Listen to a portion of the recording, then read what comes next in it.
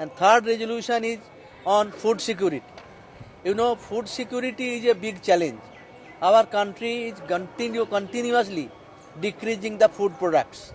Last year it was 0.2% only food production grew, where the population grew more than 2%.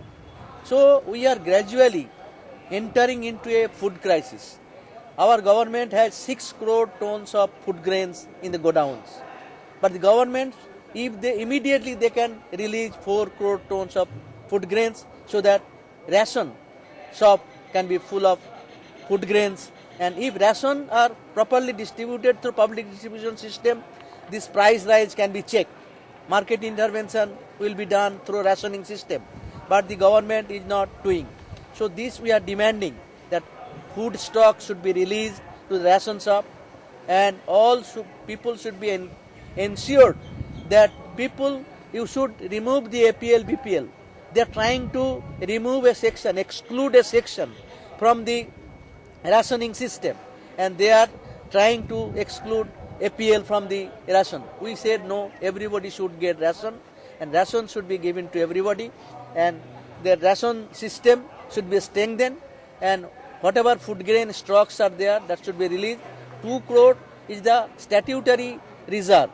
Keep the 2 crore metric ton reserve, and rest of the things you distribute among the people so that rationing system can be strengthened. Along with that, we demand that a food security act should be passed. The government is dilly-dallying with that act. They are not going to properly do the act. They are saying that this act means we will pass the act and they will reduce the Antoday rice 35 kilo or 2 rupees. That was the given now. They are saying that after Food Security Act, it will be 25 kilo and it will be 3 rupees. So it will not help the poor people. We demand that 35 kg of rice should be given at 2 rupees. That should continue. Food Security Act should be covered all the food related problems. Food security, food production, food procurement, food proper distribution of public distribution system. It is a comprehensive act.